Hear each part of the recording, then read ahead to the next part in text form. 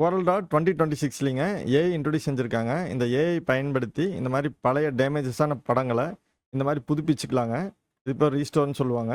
இந்த ரீஸ்டோரேஷன் பார்த்தீங்கன்னா ரொம்ப ஈஸி அண்ட் குயிக்குங்க. இந்த மாதிரி பழைய படங்களை நமக்கு தேவைக்கு தகுந்த மாதிரி ரீஸ்டோர் செஞ்சுக்கலாங்க. இந்த மாதிரி பிரைட்டாகவும் செஞ்சுக்கலாம், இல்லை இந்த மாதிரி ஓல்டாகவும் செஞ்சுக்கலாம். அது நீங்கள் கொடுக்குற ப்ராம்ப்டை பொறுத்து இருக்குது. அந்த ப்ராம்ப்டில் நீங்கள் என்ன கொடுக்குறீங்களோ அதுக்கு தகுந்த மாதிரி அந்த சேஞ்சஸ் வருங்க. இப்போ நான் வந்து ஒரு எக்ஸாம்பிளுக்காக இந்த ப்ராம்ப்ட் வந்து டெஸ்கிரிப்ஷனில் கொடுத்துருக்கேன். இது உங்களுக்கு யூஸ் ஆச்சுன்னா நீங்கள் பயன்படுத்திக்கலாம், அல்லது புதுசாக ஏதாவது நீங்கள் ஆடப் செஞ்சு பயன்படுத்திக்கலாங்க. இந்த ரீஸ்டோரேஷன் எப்படி செய்யுங்கிறது பார்க்கலாங்க.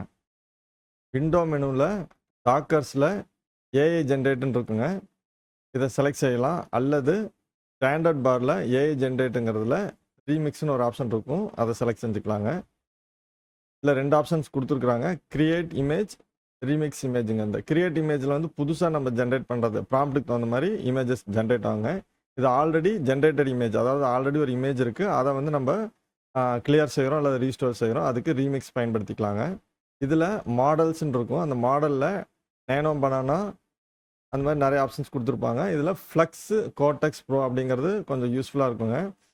இந்த இதில் ஒரு தடவை நீங்கள் கிளிக் செஞ்சிங்கன்னா உங்களோட கிரெடிட்லேருந்து 30 கிரெடிட்ஸ் வந்து லெஸ் ஆகிருங்க.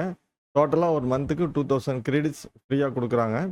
இதில் இந்த 30 மைனஸ் ஆயிருங்க. இதை பயன்படுத்தினா 86 லெஸ் ஆயிரும், இதை பயன்படுத்தினா 16ங்க.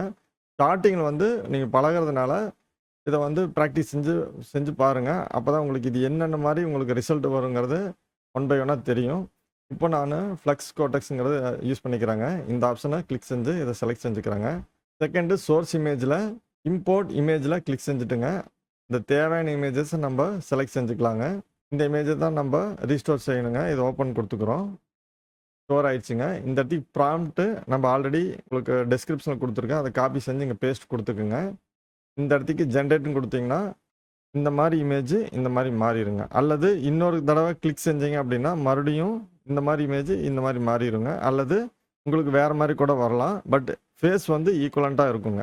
வேறு ஏதாவது கூட சேஞ்சஸ் ஆகிருந்த கோட்டினோட கலரு, பேக்ரவுண்டோட கலர் எல்லாமே சேஞ்சஸ் ஆகலாம், பட் ஃபேஸ் வந்து மேக்ஸிமம் அதே மாதிரி தான் வருங்க. இதை ட்ரை செஞ்சு பாருங்கள். இது ஒரு நல்ல ஒரு ஆப்ஷன்ஸுங்க. இதனால் உங்களுக்கு ஏர்னிங் பாயிண்ட் ஆஃப் வியூவில் நல்லா இன்க்ரீஸ் செஞ்சுக்கலாங்க. இதில் ஒரு நல்ல ஒரு ஆப்ஷன்ஸுங்க, பயன்படுத்தி பாருங்கள்.